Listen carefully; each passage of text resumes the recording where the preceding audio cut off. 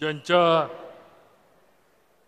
दातृत्वामुळे कर्तृत्वामुळे महाराष्ट्र आज 1 ट्रिलियनची इकॉनॉमी होते आणि ज्यांची कृतज्ञता या ठिकाणी व्यक्त करण्यासाठी आपण जमलेलो आहोत ते या दुष्काळी जनतेचा खऱ्या अर्थाने देव आमचे राज्याचे मुख्यमंत्री आदरणीय देवाभाऊ, उपस्थित नामदार श्री शंभूराजे देसाई साहेब, श्रीमंत छत्रपती शिवेंद्रराजे भोसले साहेब, ग्राम विकास मंत्री आणि आपले भूमिपुत्र आदरणीय जयकुमार गोरे साहेब, आदरणीय आमदार राहुल दादा, आमदार महेशजी शिंदे, आमदार अतुल बाबा, आमदार मनोज दादा, आमदार रामभाऊ सातपुते, आमदार संतोष पाटील, जिल्हाधिकारी साहेबांचं नाव चुकून आमदार म्हणून गेले कालपासून, काहीतरी वेगळे संकेत आहेत आणि ज्यांनी आपल्यासाठी सर्वांसाठी या मेहनत घेतली ते या तालुक्याचे लाडके आमदार आदरणीय आमदार सचिन पाटील साहेब, आमदार माजी आमदार रामभाऊ, माजी आमदार राजन मालक, SP दोशी साहेब,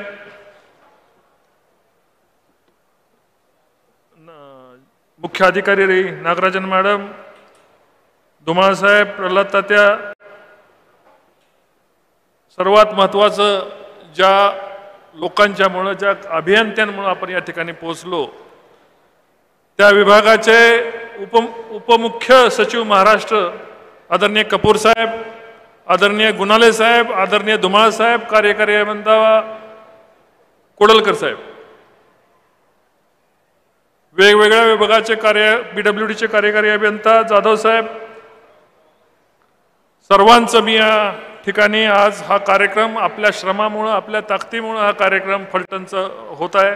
मी आपल्याला पत्रकार बंधूंना, जमलेल्या माझ्या या ठिकाणी लाडक्या बहिणींना, माझ्या शेतकरी बंधूंना मनापासून मी या ठिकाणी धन्यवाद देतोय।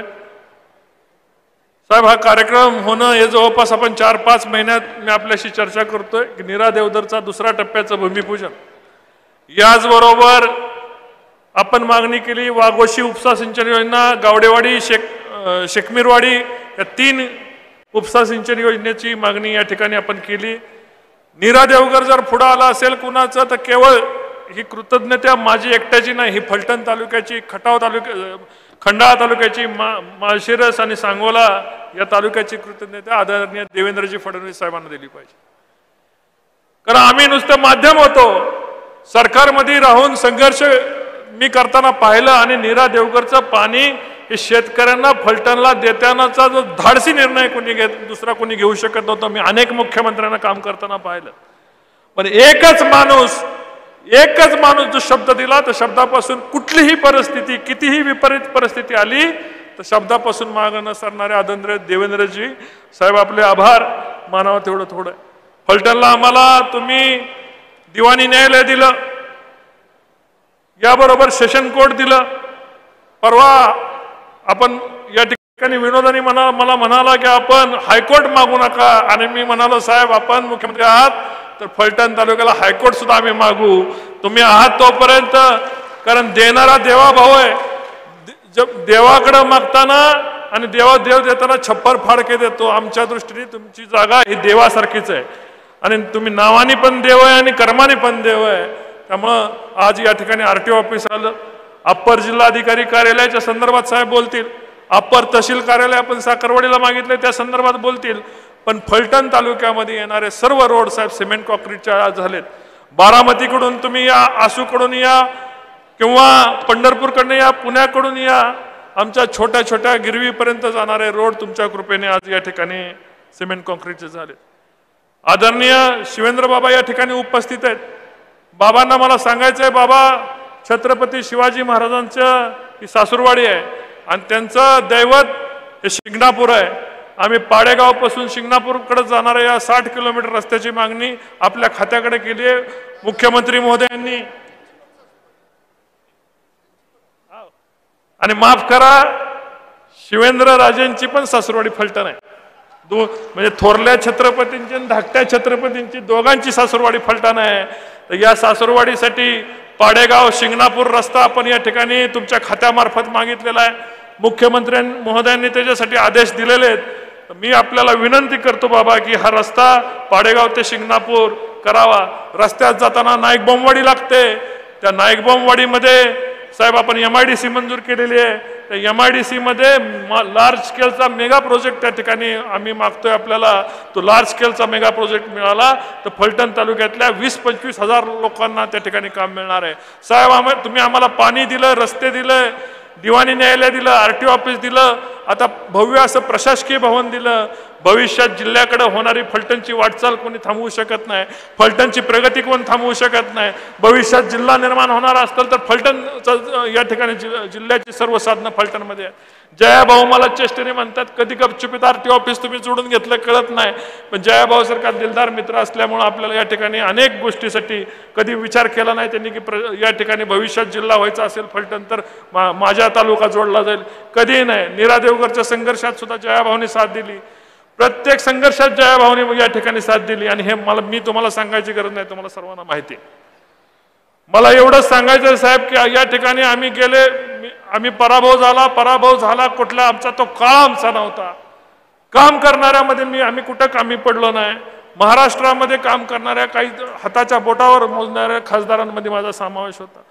पाण्याच्या विषयावर संघर्ष केला. फलटणचं पाणी असू, जे तुमचं मान खटावचं पाणी असू किंवा सांगोल्याचं पाणी असू, त्या 3-4 दुष्काळी तालुक्यासाठी पाण्यासाठी काम केलं. रस्त्याचं जाळं संपूर्ण माढा मतदारसंघामध्ये विणलं.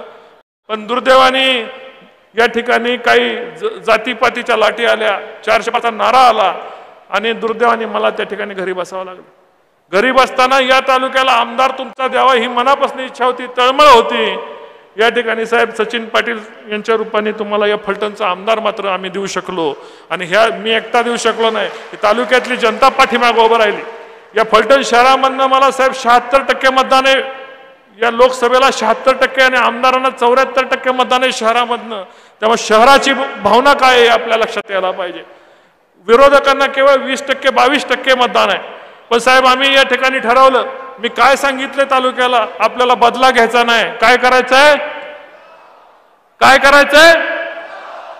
बदलाव आणायचा. आम्हाला साहेब कुणाचा बदला घ्यायचा नाही.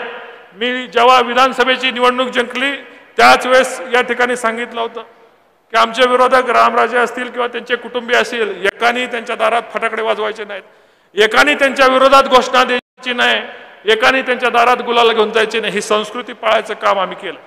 आणि ती संस्कृती कितीही वाईट प्रसंग आला, कितीही वाईट आरोप झाले, माझ्या ठिकाणी या ठिकाणी 2-3 दिवसापूर्वी एका भगिनीचा मृत्यू झाला. मृत्यूचं कारण हातामध्ये लिहून ठेवलं. पण माझ्या बाबतीत या ठिकाणी राज्यामध्ये आपण येणार आहात, आपण येऊ नये म्हणून गलिच्छ असं राजकारण झालं. पण राजकारणाला साहेब या लोकांना परिस्थिती माहिती, रणजित निंबाळकर कधी चुकणार नाही.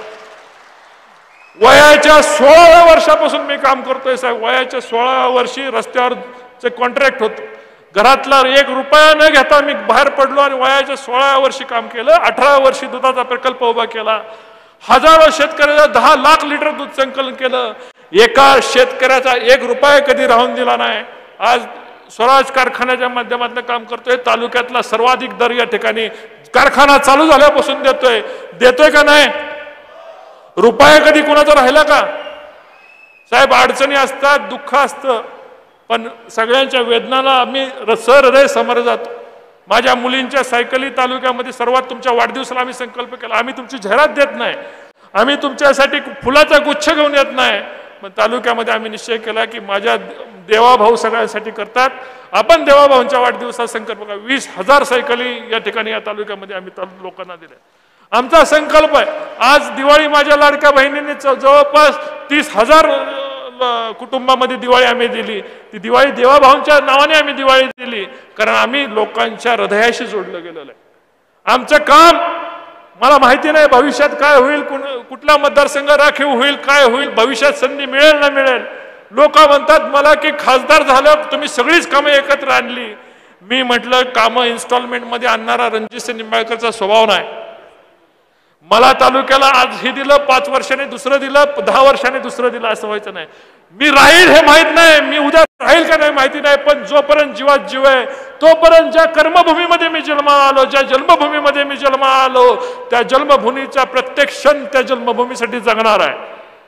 माझ्या तालुक्याने मला मोठं केलं. साहेब, मी सर्वसामान्य आज तुमच्याबरोबर इथे कोटबीट घालून तुमच्या समोर असत, पण मी इथं आमच्या तरुण पित्रामध्ये कुठेही भेळ खायला, कुठेही वडापाव खायला, कुठेही चहा प्यायला असतो का नसतो? रणजितसिंह निंबाळकर कधी कुणाशी मस्तीत वागला नाही, कधी कुणाशी अपमानास्पद वागला नाही. अधिकारी वर्ग या ठिकाणी कधी कुठल्या अधिकाऱ्याला वर्गाला विचारा, माझ्याकडून चुकून ब्रश शब्द कधी गेला नाही. त्या पद्धतीने कधी कुणाशी उन्माद वागणूक दिली नाही. साहेब, या ठिकाणी मला या ठिकाणी एक शेअर सांगायचं. काही लोक स्वतःला शहनशाह समजतात. आमच्याकडची जहागिरी गेली, पण फुगिरी त्यांची अजून गेली नाही. हिंदीमध्ये एक शेर आहे, रहीमन बोले, ओझे लोगों के साथ न प्रीत बरी ना बैर बरा. श्वान काटे या श्वान चाटे, दुहीबत प्रीत एकच आहे. म्हणजे कुत्र चावलं आणि कुत्र चाटलं तरी त्याचे परिणाम एकच आहे. काही लोक आम्हाला आता एवढ्या अनुभवात ना आम्हाला लक्षात येतं की समोर येणारा कुत्रा आहे, साप आहे, चाटायला आलाय किंवा चावायला आलाय हे आमच्या लक्षात येतं. पण साहेब, एवढं जरी असलं तरी आम्ही कधी ब्र शब्द काढत नाही. अनेक वेदना होतात. मलाही माझ्या 2 मुली आहेत. अशा घाणेरड्या प्रसंगाशी जेव्हा आमचं नाव जोडलं गेलं जातं, मनाला हळहळ होते. या तालुक्यासाठी काम करताना मी शिपाई म्हणून काम करतो साहेब. कुठले मला हिनवलं जातं, ह्याच्याकडे पद आहे का, काय आहे का, पण तुम्ही दिलेल्या सही नंतर त्याचा फॉलोअप घेताना मी आमदार सचिन पाटील आहेत या सगळ्या साक्षीला, आम्ही त्या शिपायासारखी फाईल फिरवून तुम्ही येत असताना सगळी कामं पूर्ण झाली पाहिजेत. आपली कामं पूर्ण झाली. आपलं आपण म्हणतो ना की आपण राहू ना राहू, आपण काय तामपत्र घेऊन आलेलं नाही, पण ज्या कर्मभूमीसाठी आपल्याला काम करण्यासाठी आपल्याला जन्म झालेला आहे त्याचं पांग फेडायचं काम आपल्या सर्वांना मिळून करायचं, एवढीच माझी साहेबांना अपेक्षा. साहेब, रणजितसिंह निंबाळकर तुमच्याकडे मागायला येणार नाही, स्वतःसाठी काय मागायला येणार नाही. जे मागील ते माझ्या तालुक्यासाठी, माझ्या जन्मभूमीसाठी मागेल.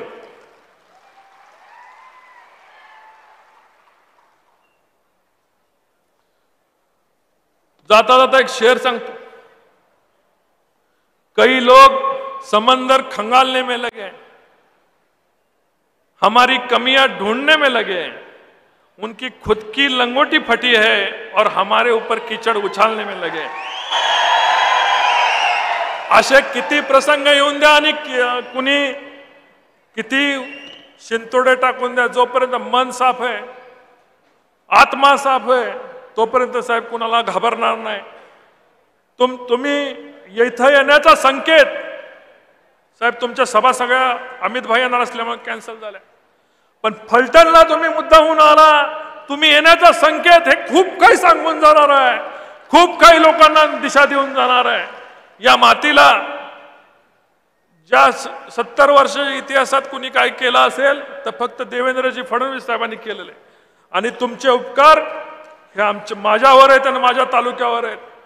आयुष्यात जेव्हा काय करण्याची संधी होईल, आमच्या कातड्याचं जोडं जरी करण्याची वेळ आली तर रणजितसिंह निंबाळकर मागं पुढे पाहणार नाही, एवढाच शब्द या ठिकाणी देतो. जय हिंद, जय महाराष्ट्र. धन्यवाद रणजित दादा, आपण या ठिकाणी बोलला. आपल्या डोळ्यातले अश्रू सांगतायत की आपण केलेले काम आणि त्या कामाचं चीज होताना पाहायला मिळतं. एकदा जोरदार टाळ्या झाल्या पाहिजेत रणजितसिंह नाईक निंबाळकर यांच्यासाठी. आणि यानंतर सोलापूर नगरीचे म्हणजे विठुरायाच्या नगरीचे पालकमंत्री आणि पलटण तालुक्याला